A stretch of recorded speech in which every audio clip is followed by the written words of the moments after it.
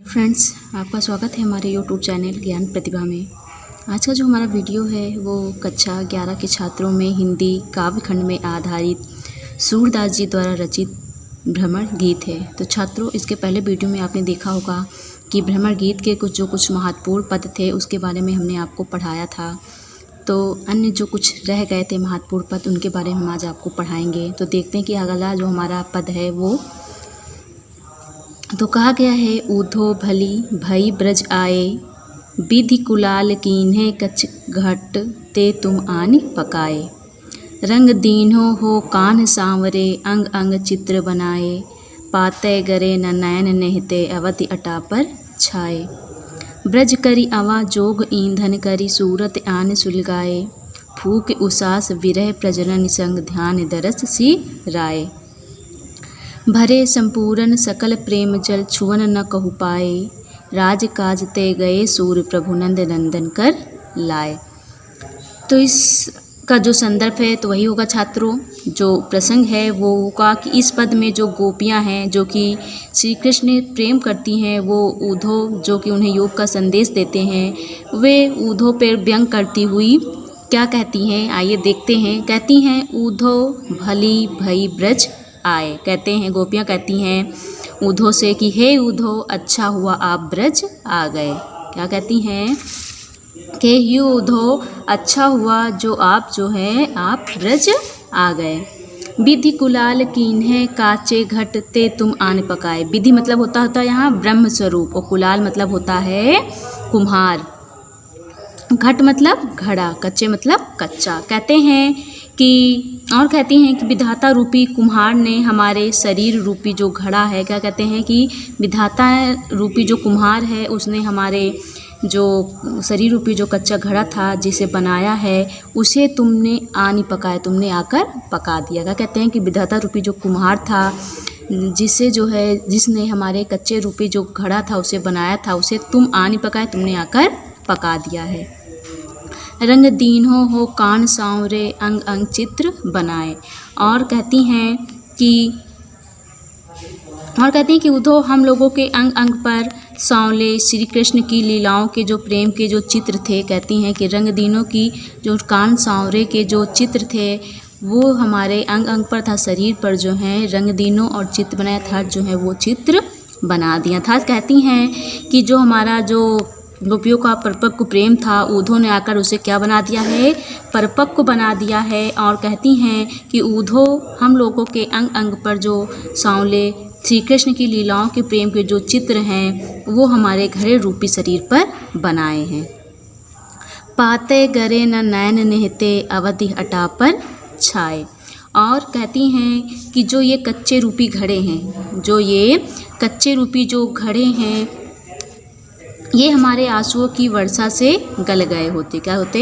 ये हमारे आंसुओं की वर्षा से गल गए होते, अवधि अटा पर छाए। परंतु ये इसलिए नहीं गले क्योंकि उस पे श्री कृष्ण के लौटने के जो अवधि रूपी जो घटा थी, अटक थी, वो छाई हुई थी। कहते हैं कि जो ये कच्चे घड़े थे जो अटा पर रखे हुए थे, ये कब का गल गए होते, लेकिन ये इसलिए नहीं गले क्योंकि इनमें जो है श्री कृष्ण के लौटने की जो अवध रूपी जो अटा थी वो क्या हुई थी, छाई हुई थी। ब्रज करी अवा जोग ईंधन करी, सूरत आन सुलगाए। कहते हैं ब्रज कर अवा मतलब जिसमें देखा हुआ जो कुम्हार जो है कच्चे बर्तन बनाकर जिसमें पकाता है तो उसको आवा बोलते हैं। तो कहते हैं और कहती हैं कि तुमने जो है ब्रज को आवा बना दिया। कहते हैं जो ब्रज रूपी जो है उसे क्या बना दिया, आवा बना। कहते हैं जो हमारा ये जो ब्रज था उसे तुमने क्या है, ब्रज आकर क्या बना दिया है, आवा बना दिया है। और उसमें जो है जोग रूपी जो ईंधन था उसमें तुमने रख दिया है, सूरत आन सुलगाए। और तुमने उसमें श्री कृष्ण के स्मरण रूपी जो अग्नि थी उसको क्या है, उसमें लगा दिया था, तो उसमें सुलगा दी है। क्या कहते हैं, तुमने ब्रज आकर जो आवा था उसमें योग रूपी जो है ईंधन जो है वो रख दिया है, और उसमें जो श्री कृष्ण की जो सूरत रूपी जो स्मरण की अग्नि थी उसे क्या कर दिया, सुलगा दिया था, लगा दिया है। फूक उसास विरह प्रजनन संग, ध्यान तरस सिहराए। और कहती हैं कि हमारे विरह की जो उश्वास आंसुओं से तुमने फूंक कर, क्या कहती हैं कि साथ ही आपने उच्छ्वासों से फूंक फूंक कर जो है उसमें जो उच्छ्वास रूपी जो हमारे अश्रु थे उससे फूंक फूंक कर उसमें क्या कर दी है, अग्नि जो है वो प्रज्वलित कर दी, अर्थात जो है अग्नि लगा दी है। उसी प्रकार कहते हैं कि ध्यान इस तरह से ये रहा, कहते हैं कि जो उसमें अग्नि रूपी जो अग्नि थी, हमारे जो आंसुओं की जो श्वास रूपी अग्नि थी, आपने उस आंवा में क्या कर दी है, ईंधन रखकर उसमें लगा दी है। भरे संपूर्ण सकल प्रेम जल छुअन न कछु पाए। और कहते हैं उसी प्रकार श्री कृष्ण के दर्शन के आशा रूपी वायु ने उसे क्या कर दिया है, ठंडा कर दिया। क्या कर दिया है, आशा रूपी वायु ने उसे ठंडा कर दिया है। और कहती हैं कि जो हमारा शरीर रूपी जो घड़ा है, क्या है, जो हमारा शरीर रूपी जो घड़ा है वो श्री कृष्ण के प्रेम रूपी जल से भर गया। भरे संपूर्ण सकल प्रेम, कहते हैं कि हमारा जो घड़ा रूपी जो शरीर था वो श्री कृष्ण के प्रेम रूपी जल से क्या हो गया है, भर गया है। और गोपियाँ कहती हैं कि छूण न कह पाए, और कहती हैं कि हमारा शरीर जो है वो आज भी क्या है, सुरक्षित है, अर्थात उसे कोई छू नहीं पाया, मतलब उस घड़े को कोई छू नहीं, जो शरीर रूपी जो घड़ा था उसे कोई छू नहीं पाया है। राज काज ते गए सूर्य प्रभु नंद नंदन कर लाए। और कहती हैं गोपियाँ कि जो श्री कृष्ण जो हैं ब्रज से मथुरा चले गए थे अपने राज्य के कार्य के लिए, राज काज कहते हैं अपने राज्य के कार्य के लिए, कि जो वो मथुरा चले गए थे, नंदन नंदन कर लाए। वो कहती हैं कि वहाँ से अब लौटकर जब आएंगे उन्हें हमारा शरीर जो है वो सुरक्षित मिले। कहते हैं वे जब भी मथुरा से लौटकर ब्रज को आएंगे उन्हें जो हमारा ये कच्चे शरीर रूपी जो ये घड़ा है उन्हें वैसे ही ये सुरक्षित मिलेगा। आइए जो अगला जो हमारा पद्यांश है भ्रमर गीत में वो देखते हैं कि इसमें सूरदास जी ने क्या कहा है। तो कहते हैं, अखियाँ हरि दर्शन की भूखी, कैसे रहते रूप रस राची, ये बतियाँ सुन रूखी। अवधि गनत एकटक मग जोवत, तब इतनो नहीं सूझी खी। अब यह जोग संदेशो सुन सुन, अति अकुलानी दुखी। बारक वह मुख आन दिखाओ, दुए पै पिबत पतूखी। सुरसुकत हट नाव चलावत, ये सरिता है सूखी। तो इसमें सबसे पहले इसका हम प्रसंग जान लेते हैं बेटा कि प्रसंग क्या होगा। तो जो कहते हैं कि प्रस्तुत काव्य पंक्तियों में जो है गोपियों की जो श्री कृष्ण के प्रति जो अनन्य भक्ति व जो उनका प्रेम जो समर्पण का भाव है उसको क्या है, इस पद में दर्शाया गया है। और गोपियाँ कहती हैं कि इन योग के संदेशों से उन्हें बहुत दुखी कर दिया, क्योंकि जो यहाँ पर उद्धव होते हैं वो संदेश लेकर आते हैं वहाँ पर गोपियों के लिए। तो गोपियाँ कहती हैं कि इन योग के संदेशों ने हमें क्या कर दिया है, बहुत दुखी कर दिया है।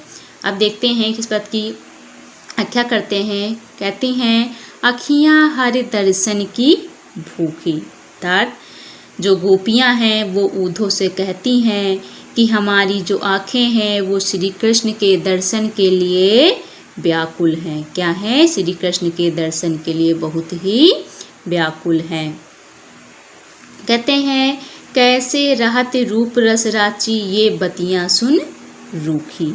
कहते हैं कि जो ये श्री कृष्ण के रूप व प्रेम में क्या है, पगी हुई हैं। कहते हैं रूप और प्रेम में पगी हुई हैं ये आँखें योग संबंधी नीरस की बातें सुनकर धैर्य कैसे धारण करें। कहते हैं कि ये धैर्य कैसे धारण करें। कहते हैं, अवधि गनत एकटक मग जोवत, तब इतनो नहीं चूकी। कहते हैं अवधि गनत, अर्थात कहते हैं जब ये आँखें जो हैं श्री कृष्ण के लौट आने तक अवधि का एक एक दिन गिनती हुई टकटकी बांधे मार्ग की ओर देखकर प्रतीक्षा करती थी। कहते हैं एकटक अवधि गिनत, अर्थात कहती हैं कि अवधि का एक एक दिन गिनते हुए, एकटक मग, मग मतलब मार्ग, जोवत मतलब देखते हुए, और एकटक मतलब कहते हैं कि हम एक मार्ग पर बराबर नज़रें बिठाएं देखा करें, तो वहाँ पर मतलब यही है कि एकटक देखते हुए।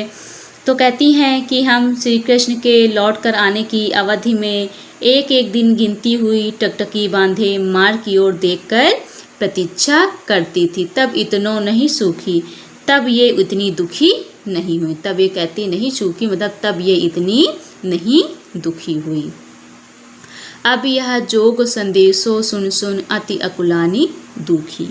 फिर कहती हैं कि अब तुम्हारे योग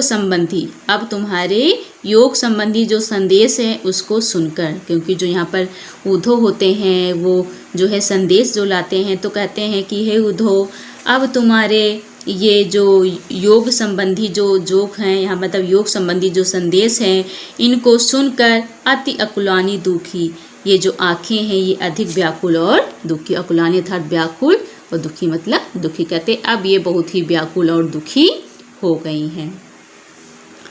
बारक वह मुख आन दिखावो दुहि पै पिबत पतूखी, कहती हैं।